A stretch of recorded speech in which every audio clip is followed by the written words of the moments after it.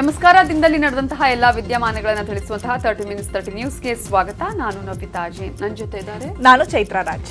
ಜನವರಿ 13ಕ್ಕೆ corona ಲಸಿಕೆ ವಿತರಣೆಯಾಗಲಿದೆ. ಅದರ ಜೊತೆಗೆ ಕೊರೋನಾ ಆತಂಕದ ನಡುವೆ ಹಕ್ಕಿ ಜ್ವರದ ಆತಂಕ ಕೂಡ ಈಗ ಕಾಣಿಸಿಕೊಂಡಿದೆ.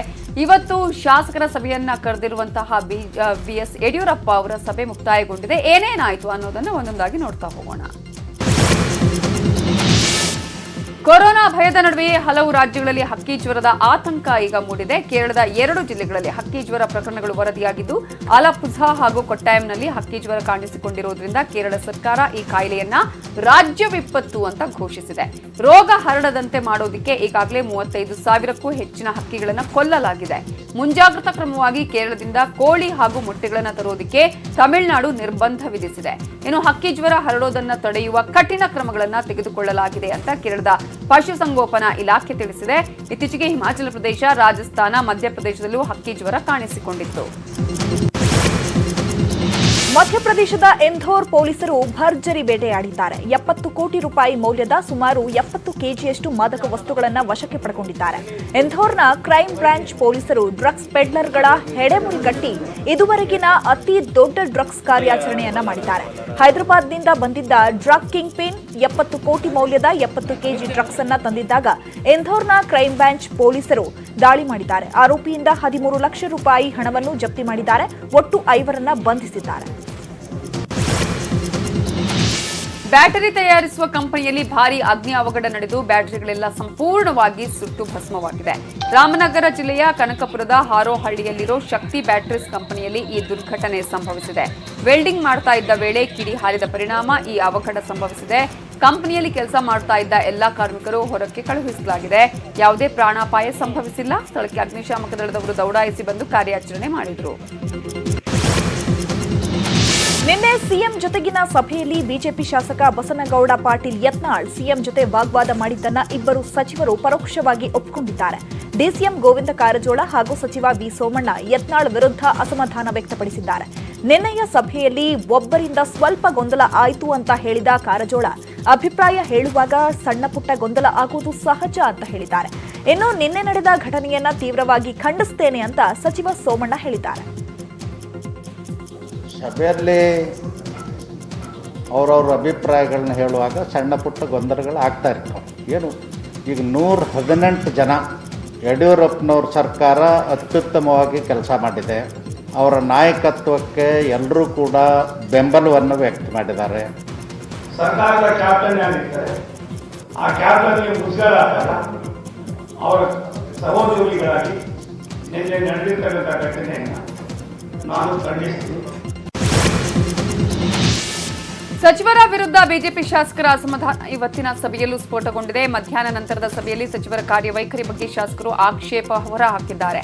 ಕೆಲವು ಸಚಿವರು ಅವರ ಕ್ಷೇತ್ರಗಳಿಗಷ್ಟೇ ಮಂತ್ರಿಗಳಾಗಬೇಕಿತ್ತು, ಆದರೆ ಅಪ್ಪಿ ತಪ್ಪಿ ಇಡೀ ರಾಜ್ಯಕ್ಕೆ ಮಂತ್ರಿಗಳಾಗಿದ್ದಾರೆ. ನಮಗೇನು ಕೆಲಸಗಳು ಆಗ್ತಿಲ್ಲ ಅಂತ ಕೆಲ ಶಾಸಕರು ಚಾಟಿ ಬೀಸಿದ್ದಾರೆ.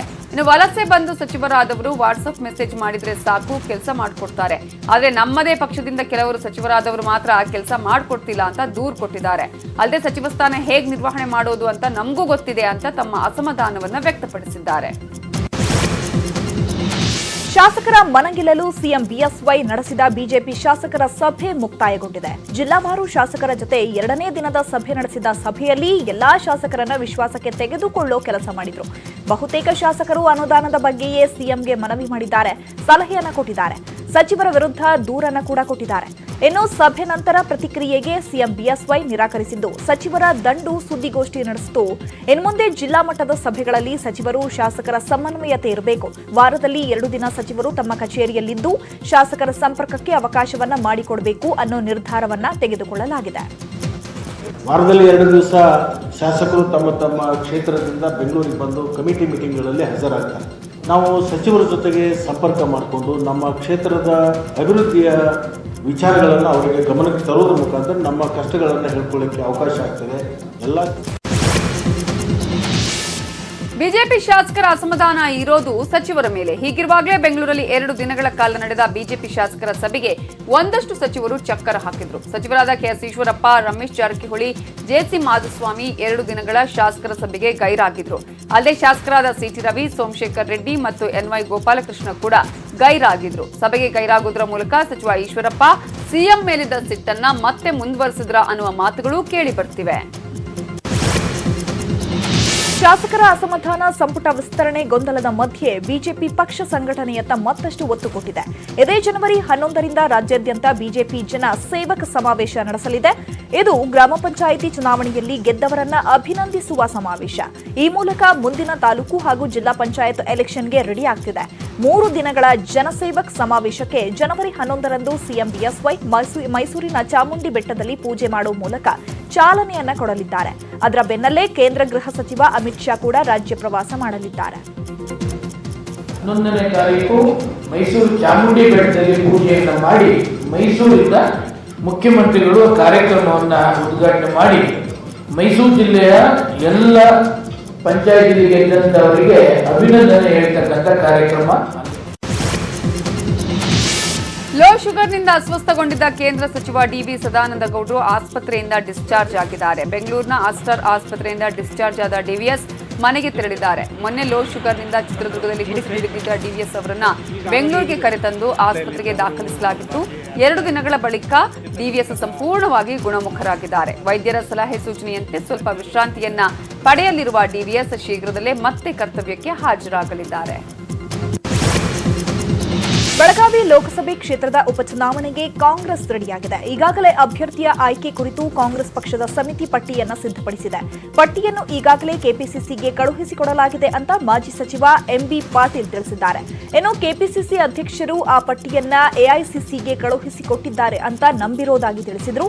ಆದರೆ ಕಾಂಗ್ರೆಸ್ ರೆಡಿ ಮಾಡಿರೋ ಅಭ್ಯರ್ಥಿಗಳ ಪಟ್ಟಿಯಲ್ಲಿ ಯಾರ್ಯಾರ ಹೆಸರುಗಳಿವೆ, ಎಷ್ಟು ಜನರ ಹೆಸರಿದೆ ಅನ್ನೋ ಬಗ್ಗೆ ಎಂಬಿ ಪಾಟೀಲ್ ಬಾಯ್ಬಿಟ್ಟಿಲ್ಲ. ಆ ಕುರಿತು ಯಾವುದೇ ಮಾಹಿತಿ ನೀಡೋದಿಲ್ಲ ಅಂತ ಹೇಳಿದ್ದಾರೆ. ಬೆಳಗಾವಿ ಉಪಚುನಾವಣೆಗೆ ನಾವು ಕ್ಯಾಂಡಿಡೇಟ್ಸ್ನ ನಮ್ಮದೇನು ಡ್ಯೂಟಿ ಇತ್ತು, ಕಮಿಟಿ ಶಿಫಾರಸು ಮಾಡಿದೆ. ಅದು ರಾಜ್ಯಾಧ್ಯಕ್ಷರಿಗೆ ಹೋಗಿದೆ. ರಾಜ್ಯಾಧ್ಯಕ್ಷರು ಎಐಸಿಸಿಗೆ ಕಳಿಸಿದಾರಂತ ಭಾವಿಸ್ತೇನೆ. ನಾನು ಕಳಿಸಿದವ್ರು ನಡೆಯುತ್ತೆ.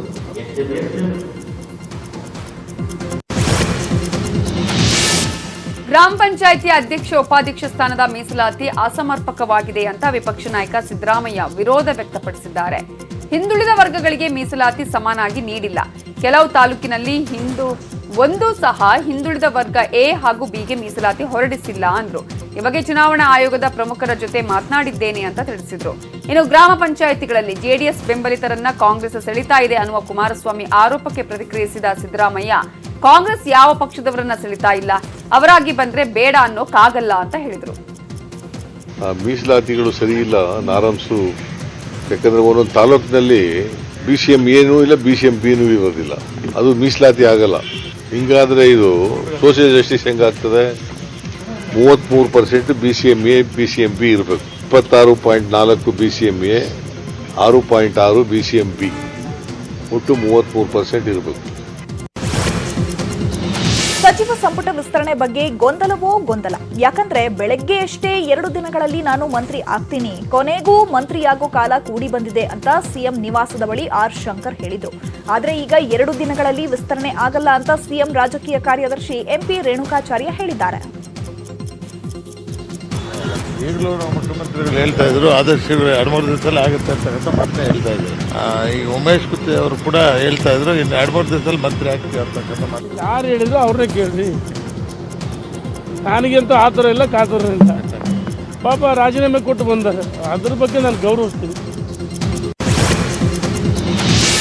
ರಾಜ್ಯ ಸರ್ಕಾರದ ವಿರುದ್ಧ ಬಿಜೆಪಿ ಶಾಸಕ ಗೂಳಿಹಟ್ಟಿ ಶೇಖರ್ ಅಸಮಾಧಾನ ವ್ಯಕ್ತಪಡಿಸಿದ್ದಾರೆ. ನಾವು ಶಾಸಕರೆಲ್ಲ ಈಗ ಸಂದಿಗ್ಧ ಪರಿಸ್ಥಿತಿಯಲ್ಲಿದ್ದೇವೆ, ಹೇಳ್ಕೊಳ್ಳೋಕ್ಕೂ ಆಗಲ್ಲ, ಬಿಡೋದಿಕ್ಕೂ ಆಗಲ್ಲ ಅಂತ ಹೇಳಿದ್ದಾರೆ. ಕ್ಷೇತ್ರಕ್ಕೆ ಹೋದ್ರೆ ಕೆಲಸ ಆಗ್ತಿಲ್ಲ ಅಂತ ಜನ ಮೈತಾರೆ. ಮಂತ್ರಿಗಳಿಗೆ ಹೇಳ್ಕೊಳ್ಳೋಕೆ ಅವರೇ ಸಿಗ್ತಿಲ್ಲ. ನಾವು ಮಾತನಾಡಿದ್ರೆ ಬೇರೆ ಬೇರೆ ಬಣ್ಣ ಕಟ್ತಾರೆ ಅಂತ ಗೂಳಿಹಟ್ಟಿ ಶೇಖರ್ ಅಸಮಾಧಾನ ಹೊರಹಾಕಿದ್ರು. ನಾವು ಕೂಡ ಸಂದಿಗ್ಧ ಸ್ಥಿತಿಯಲ್ಲಿದ್ದೀವಿ. ಕ್ಷೇತ್ರಗಳಲ್ಲಿ ಕೆಲಸಗಳಾಗ್ತಾ ಇಲ್ಲ, ಮಂತ್ರಿಗಳು ಕೈಗೆ ಸಿಗ್ತಾ ಇಲ್ಲ, ಮಂತ್ರಿಗಳ ಹತ್ರ ಹೋದರೆ ಕೆಲಸ ಆಗ್ತಾ ಇಲ್ಲ, ಇಲಾಖೆಗಳು ಹೋದರೆ ಮುಖ್ಯಮಂತ್ರಿಗಳು ಬರೆದ್ರೂ ಕೂಡ ಕೆಲಸಗಳಾಗ್ತಾ ಇಲ್ಲ. ಸಿಎಂ ಬಿಎಸ್ ಬಿಎಸ್ವೈಗೆ ಡಿನೋಟಿಫಿಕೇಶನ್ ಸಂಕಷ್ಟ ಎದುರಾಗಿದೆ. ಎಫ್ಐಆರ್ ರದ್ದು ಕೋರಿ ಸಲ್ಲಿಸಿದ್ದ ಅರ್ಜಿಯನ್ನ ಹೈಕೋರ್ಟ್ ವಜಾ ಮಾಡಿದೆ. ಲೋಕಾಯುಕ್ತ ತನಿಖೆಗೆ ಹೈಕೋರ್ಟ್ ಗ್ರೀನ್ ಸಿಗ್ನಲ್ ನೀಡಿದ್ದು ಬಿಎಸ್ವೈ ವಿರುದ್ಧ ತನಿಖೆ ಮುಂದುವರೆಸಲು ಹೈಕೋರ್ಟ್ ಸೂಚನೆ ಕೊಟ್ಟಿದೆ. ಬಿಎಸ್ವೈ ಸಿಎಂ ಆದ ನಂತರ ಗಂಗೇನಹಳ್ಳಿಯಲ್ಲಿ 1.11 ಎಕರೆ ಡಿನೋಟಿಫಿಕೇಶನ್ ಆರೋಪ ಮಾಡಲಾಗಿತ್ತು. 2015ರಲ್ಲಿ ಬಿಎಸ್ವೈ ವಿರುದ್ಧ ಜಯಕುಮಾರ್ ಹಿರೇಮಠ್ ಅನ್ನೋರು ದೂರು ದಾಖಲಿಸಿದ್ರು. ಪ್ರಕರಣ ರದ್ದು ಕೋರಿ ಬಿಎಸ್ವೈ ಅರ್ಜಿಯನ್ನು ಸಲ್ಲಿಸಿದ್ರು. ಇಡೀ ಜಗತ್ತನ್ನೇ ಕಾಡಿದ ಕೊರೋನಾ ಹೆಮ್ಮಾರಿಗೆ ಸಂಜೀವಿನಿ ಸಿಕ್ಕಿದೆ. ದೇಶಾದ್ಯಂತ ಜನವರಿ 13ರಿಂದಲೇ ಜನರಿಗೆ ಕೊರೋನಾ ಲಸಿಕೆ ವಿತರಣೆ ಮಾಡಲಾಗುತ್ತೆ. ಕೋವಿಶೀಲ್ಡ್, ಕೋವ್ಯಾಕ್ಸಿನ್ ಲಸಿಕೆ ವಿತರಣೆ ಮಾಡಲಾಗುವುದು ಅಂತ ಕೇಂದ್ರ ಆರೋಗ್ಯ ಇಲಾಖೆ ಮಾಹಿತಿ ಕೊಟ್ಟಿದೆ. ಮೊದಲ ಹಂತದಲ್ಲಿ ಕೊರೋನಾ ವಾರಿಯರ್ಸ್ ಆರೋಗ್ಯ ಕಾರ್ಯಕರ್ತರಿಗೆ ಲಸಿಕೆಯನ್ನ ವಿತರಿಸಲಾಗುತ್ತೆ.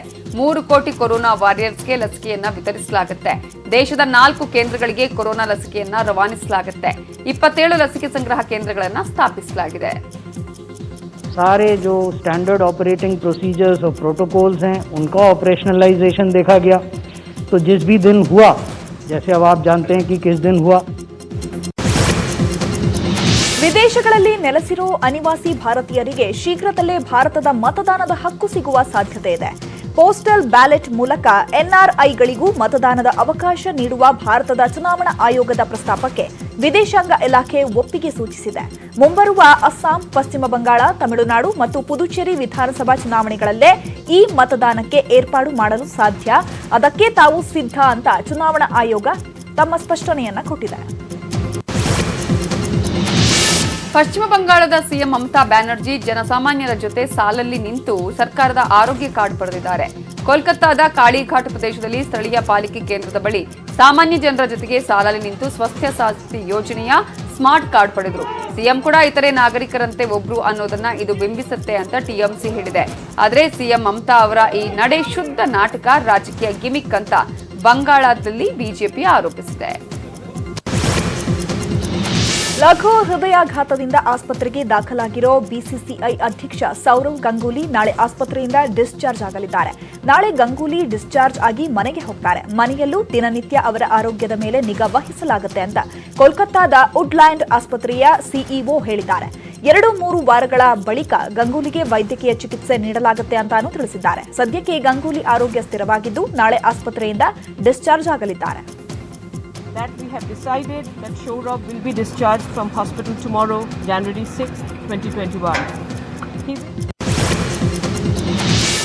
ಕಾಫಿನಾಡು ಚಿಕ್ಕಮಗಳೂರು ಜಿಲ್ಲೆಯಲ್ಲಿ ಜನವರಿ ತಿಂಗಳಲ್ಲೇ ಅಕಾಲಿಕ ಮಳೆಯಾಗಿದೆ. ಚಿಕ್ಕಮಗಳೂರು, ಮೂಡಿಗೆರೆ, ಬಾಳೆಹೊನ್ನೂರು, ಕಳಸ ಸುತ್ತಮುತ್ತ ಭಾರೀ ಮಳೆ ಸುರಿದಿದೆ. ಧಾರಾಕಾರ ಮಳೆಗೆ ಮೂಡಿಗೆರೆ ತಾಲೂಕಿನ ಮಾಳಿಗನಾಡು ಎಂಬಲ್ಲಿ ಒಣ ಹಾಕಿದ ಕಾಫಿ ಕೊಚ್ಚಿ ಹೋಗಿದೆ. ವೀರೇಶ್ ಗೌಡ ಅನ್ನೋರಿಗೆ ಸೇರಿದ 15ಕ್ಕೂ ಹೆಚ್ಚು ಕಾಫಿ ಚೀಲ ನೀರು ಪಾಲಾಗಿದೆ. ಇನ್ನು ಧಾರಾಕಾರ ಮಳೆಯಿಂದ ಕಾಫಿ, ಮೆಣಸು, ಭತ್ತ ಬೆಳೆಗಳು ನಾಶವಾಗಿದೆ. ಮೊಬೈಲ್ ಶಾಪ್ಗೆ ನುಗ್ಗಿದ ಕಳ್ಳ ಕೇವಲ ಒಂದೇ ಒಂದು ಮೊಬೈಲ್ ಕದ್ದಿದ್ದಾನೆ. ಶಾಪ್ನಲ್ಲಿ ದುಬಾರಿ ಬೆಲೆಯ 100 ಮೊಬೈಲ್ ಇದ್ರೂ ಕಳ್ಳ ಎತ್ಕೊಂಡು ಹೋಗಿದ್ದು ಮಾತ್ರ ಒಂದೇ ಮೊಬೈಲ್. ಬೆಂಗಳೂರಿನ ಕುಂದಲಹಳ್ಳಿಯ ಸಂಗೀತ ಮೊಬೈಲ್ ಶಾಪ್ನಲ್ಲಿ ನಡೆದ ಈ ಕಳ್ಳತನದ ಕೃತ್ಯ ಸಿಸಿಟಿವಿಯಲ್ಲಿ ಸೆರೆಯಾಗಿದೆ. ಶಟರ್ ಮುರಿದು ಕಳ್ಳತನಕ್ಕೆ ಕೈ ಹಾಕಿದ ಖದೀಮ ಒಂದು ಮೊಬೈಲ್ ಹಾಗೂ ಕ್ಯಾಶ್ ಬಾಕ್ಸ್ನಲ್ಲಿದ್ದ 11,000 ರೂಪಾಯಿ ಎತ್ತಿದ್ದಾನೆ. ಈ ವೇಳೆ ಶಾಪ್ನ ಅಲಾರಾಂ ಸೌಂಡ್ ಆಗ್ತಿದ್ದಂತೆ ಖದೀಮರು ಎಸ್ಕೇಪ್ ಆಗಿದ್ದಾರೆ. ನಾಳೆ ಸಿಎಂ ಬಿಎಸ್ವೈ ಬೀದರ್ ಮತ್ತು ಯಾದಗಿರಿ ಜಿಲ್ಲೆಗಳ ಪ್ರವಾಸ ಮಾಡಲಿದ್ದಾರೆ. ವಿವಿಧ ಅಭಿವೃದ್ಧಿ ಕಾಮಗಾರಿಗಳಿಗೆ ಚಾಲನೆ ನೀಡಲಿದ್ದಾರೆ. ಶೀಘ್ರದಲ್ಲೇ ಬಸವ ಕಲ್ಯಾಣ ಉಪಚುನಾವಣೆ ಘೋಷಣೆಯಾಗುವ ಸಾಧ್ಯತೆ ಇದ್ದು ಅದಕ್ಕಾಗಿ ಸಿಎಂ ಬಿಎಸ್ವೈ ಮತದಾರರನ್ನು ಸೆಳೆಯಲು ಈ ಪ್ರವಾಸ ಮಾಡುತ್ತಿದ್ದಾರೆ ಎನ್ನಲಾಗಿದೆ. ರಾಜ್ಯ ಸರ್ಕಾರದ ಬೇಜವಾಬ್ದಾರಿಯಿಂದ ಗೊಂದಲ ಉಂಟಾಗಿದ್ದು ಗೊಂದಲದಲ್ಲೇ ವಿದ್ಯಾರ್ಥಿಗಳು ಶಾಲೆಗೆ ಹೋಗ್ತಿದ್ದಾರೆ. ಪಠ್ಯ ಕಡಿತ ಮಾತಿನಲ್ಲಾಗಿದೆ, ಆದರೆ ಆದೇಶದಲ್ಲಿ ಆಗಿಲ್ಲ. ಯಾವಾಗ ಕಡಿತ ಮಾಡ್ತಾರೆ, ಯಾವುದನ್ನು ಓದಬೇಕು ಅಂತ ವಿದ್ಯಾರ್ಥಿಗಳು, ಪೋಷಕರು ಗೊಂದಲದಲ್ಲೇ ಇದ್ದಾರೆ. ರಾಯಚೂರಿನ ಜಿಲ್ಲಾ ಪಂಚಾಯತ್ ಸಭಾಂಗಣದಲ್ಲಿ ಸಂಸದರ ಅಧ್ಯಕ್ಷತೆಯಲ್ಲಿ ನಡೆದ ಸಭೆಯಲ್ಲಿ ಅಧಿಕಾರಿಗಳು ಕಾಟಾಚಾರಕ್ಕೆ ಭಾಗಿಯಾದಂತೆ ಇತ್ತು. ಒಂದ್ ಕಡೆ ಸಭೆ ನಡೀತಾ ಇದ್ರೆ ಅಧಿಕಾರಿಗಳು ಮೊಬೈಲ್ ಚಾಟಿಂಗ್ ಮಾಡ್ತಾ ಕಾಲಹರಣ ಮಾಡ್ತಾ ಇದ್ರು. ಇನ್ನು ಕೆಲವರು ತಮಗೆ ಸಂಬಂಧವಿಲ್ಲವೆಂಬಂತೆ ನಿದ್ದೆಗೆ ಜಾರಿದ್ರು. ಕೆಲವರು ಆಕಳಿಕೆ ಮಾಡ್ತಾ ಇದ್ರು, ತೂಕಡಿಸ್ತಾ ಇದ್ರು. ಜಿಲ್ಲಾ ದಿಶಾ ಸಭೆಯಲ್ಲಿ ಅಧಿಕಾರಿಗಳ ನಿರ್ಲಕ್ಷ್ಯ ಜೋರಾಗಿತ್ತು. ಅಧಿಕಾರಿಗಳ ಮೊಬೈಲ್ ಚಾಟಿಂಗ್, ತೂಕಡಿಕೆ ದೃಶ್ಯ ನ್ಯೂಸ್ 18 ಕ್ಯಾಮೆರಾದಲ್ಲಿ ಸೆರೆಯಾಗಿದೆ. ಸಂಸತ್ತಿನ ಬಜೆಟ್ ಅಧಿವೇಶನ 2 ಹಂತಗಳಲ್ಲಿ ಮಂಡನೆಯಾಗಲಿದೆ. ಜನವರಿ 29ರಿಂದ ಫೆಬ್ರವರಿ 1ರವರೆಗೆ ಮೊದಲ ಹಂತದ ಬಜೆಟ್ ಅಧಿವೇಶನ ನಡೆಯಲಿದೆ. ಮಾರ್ಚ್ 8ರಿಂದ ಏಪ್ರಿಲ್ 8 ಎರಡನೇ ಹಂತದ ಬಜೆಟ್ ಅಧಿವೇಶನ ನಡೆಯಲಿದೆ. ತಮಿಳುನಾಡಿನಲ್ಲಿ ಸಿನಿ ಪ್ರಿಯರಿಗೆ ಸರ್ಕಾರ ಸಂಕ್ರಾಂತಿ ಗಿಫ್ಟ್ ಕೊಟ್ಟಿದೆ. 100% ಥಿಯೇಟರ್ ಭರ್ತಿಗೆ ತಮಿಳುನಾಡು ಸರ್ಕಾರ ಅನುಮತಿ ಕೊಟ್ಟಿದೆ. ಇನ್ನು ನಮ್ಮ ರಾಜ್ಯದಲ್ಲೂ 100% ಟಿಕೆಟ್ ಇಶ್ಯೂ ಅನುಮತಿಗೆ ಬಿಗ್ ಸಿನಿಮಾಗಳು ಕಾಯ್ತಾ ಇವೆ. ರಾಬರ್ಟ್, ಪೊಗರು, ಯುವರತ್ನ, ಕೋಟಿಗೊಬ್ಬ 3 ಸಿನಿಮಾಗಳು ವೈಟಿಂಗ್ ಲಿಸ್ಟ್ನಲ್ಲಿವೆ. ರಾಜ್ಯ ಸರ್ಕಾರಕ್ಕೆ ಫಿಲ್ಮ್ ಚೇಂಬರ್ನಿಂದಲೂ ಮನವಿ ಸಲ್ಲಿಸಲಾಗಿದೆ. ಹುಬ್ಬಳ್ಳಿಯಲ್ಲಿ ಬೀದಿ ಬದಿ ವ್ಯಾಪಾರಿಗಳು ಮತ್ತು ಮಹಾನಗರ ಪಾಲಿಕೆ ಸಂಘರ್ಷ ಮುಂದುವರೆದಿದೆ. ಪಾಲಿಕೆ ಅಧಿಕಾರಿಗಳು ಕಿರುಕುಳ ಕೊಡುತ್ತಿದ್ದಾರೆ ಎಂದು ಆರೋಪಿಸಿ ವ್ಯಾಪಾರಿಗಳು ಪ್ರತಿಭಟನೆ ಮಾಡಿದ್ದಾರೆ. ಸ್ಥಳಕ್ಕೆ ಬಂದ ಪಾಲಿಕೆ ಅಧಿಕಾರಿಗಳನ್ನು ಪ್ರತಿಭಟನಾಕಾರರು ತರಾಟೆಗೆ ತೆಗೆದುಕೊಂಡರು. ರಾಷ್ಟ್ರೀಯ ಹೆದ್ದಾರಿ ಅವೈಜ್ಞಾನಿಕ ಕಾಮಗಾರಿ ವಿರೋಧಿಸಿ ನೂರಾರು ಜನರಿಂದ ಅರೆಬೆತ್ತಲೆ ಪ್ರತಿಭಟನೆ ನಡೆದಿದೆ. ಉತ್ತರ ಕನ್ನಡ ಜಿಲ್ಲೆಯ ಕುಮಟಾ ತಾಲೂಕಿನ ದೀವಗಿ ಬಳಿ ಕರ್ನಾಟಕ ಸ್ವಾಭಿಮಾನಿ ಬಳಗದ ನೇತೃತ್ವದಲ್ಲಿ ಈ ಅರೆಬೆತ್ತಲೆ ಪ್ರತಿಭಟನೆ ನಡೆಯಿತು. ದಾಂಪತ್ಯಕ್ಕೆ ಕಾಲಿರಿಸಿದ ದಿನವೇ ನವದಂಪತಿಗಳು ಸಾರ್ಥಕ ಕೆಲಸ ಮಾಡಿದ್ದಾರೆ. ಉಡುಪಿ ಕನ್ನರ್ಪಾಡಿ ನಿವಾಸಿ ಶರಣ್ ಶೆಟ್ಟಿ ಮತ್ತು ನವ್ಯ ಶೆಟ್ಟಿ ದಂಪತಿ ವಿದ್ಯುತ್ ಸಂಪರ್ಕವಿಲ್ಲದೆ ಸಮಸ್ಯೆಯಲ್ಲಿದ್ದ ದಲಿತ ಕುಟುಂಬವೊಂದಕ್ಕೆ ವಿದ್ಯುತ್ ಸಂಪರ್ಕ ಕಲ್ಪಿಸಿ ಮಾನವೀಯತೆ ಮೆರೆದಿದ್ದಾರೆ. ಬೆಂಗಳೂರಿನ ಬೈಯಪ್ಪನಹಳ್ಳಿ ಮೆಟ್ರೋ ನಿಲ್ದಾಣದಲ್ಲಿ ಇವತ್ತು ಜನರು ಆತಂಕಗೊಂಡಿದ್ರು. ಈ ಪ್ರಯಾಣಿಕರನ್ನ ಭಯಪಡಿಸಿದ್ದು ವಿಷಪೂರಿತ ಕೊಳಕು ಮಂಡಲ ಹಾವು. ಮೆಟ್ರೋ ನಿಲ್ದಾಣದಿಂದ 50 ಮೀಟರ್ ದೂರದ ಹೊಂಡದಲ್ಲಿದ್ದ ಕೊಳಕು ಮಂಡಲ ಹಾವನ್ನ ಕಂಡು ಜನ ಭೀತಿಗೊಳಗಾಗಿದ್ರು.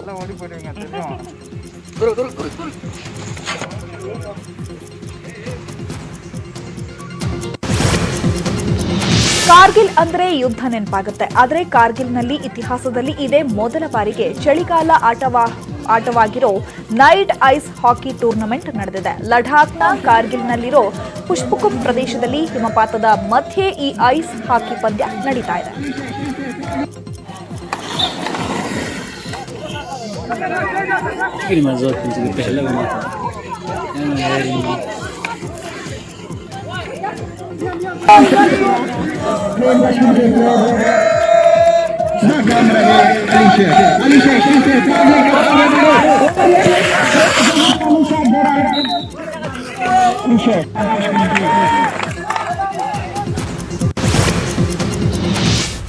ಇದೇ ಹೊತ್ತಿನ 30 ಮಿನಿಟ್ಸ್ 30 ನ್ಯೂಸ್ ನೋಡ್ತಾ ಇರಿ ನ್ಯೂಸ್ 18 ಕನ್ನಡ. ಜಾಲ ನಮ್ಮದು, ಬಲ ನಿಮ್ಮದು.